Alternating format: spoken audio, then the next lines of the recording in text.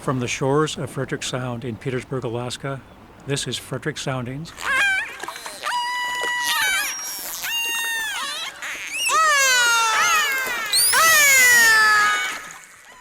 Join us as we explore the lives of local marine mammals. This program is brought to you by the Petersburg Marine Mammal Center and KFSK Public Radio. One hot spot for mammal-hunting transient killer whales is most certainly a cold spot for everybody else. I'm Lisa Strong for the Petersburg Marine Mammal Center. Tidewater glaciers are rivers of ice that end in the ocean. A tidewater glacier's terminus can be a wall of ice towering over the water.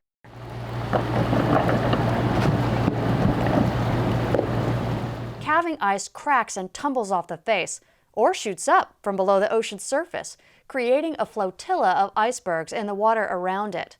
LeConte Glacier and Sawyer Glacier up Tracy Arm are classic examples of tidewater glaciers. If you've had a chance to pick your way through the icebergs around a tidewater glacier, you may have noticed a good number of shy harbor seals eyeballing you from atop chunks of floating ice, trying to decide if they should slip into the water now or wait 2 more seconds. Harbor seals haul out on these floating safe zones to rest, birth and nurse their pups, and to molt later in the summer. They're generally safe when they're on the iceberg, but in the water, things can get dangerous. Volker Deka is a researcher from the University of British Columbia who studies transient killer whales. He shares his take on why tidewater glaciers are a hot spot for transients. So the seals are swimming up to these glaciers. The females pup there in May, and then in June, July, the pups are weaned and are starting to leave that area. So it's an abundance of very young, fresh, tasty, and very naive harbor seals. And my guess is that's why the killer whales show up in these places.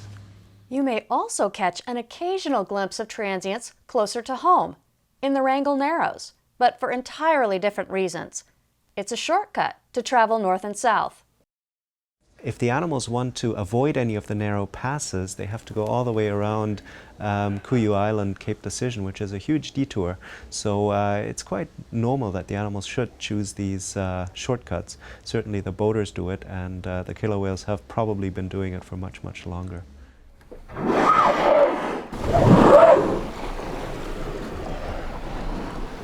The Petersburg Marine Mammal Center is celebrating 20 years of education, collaboration, and marine mammal entanglement and stranding response. Have a topic you'd like us to cover? Comment on our Facebook page.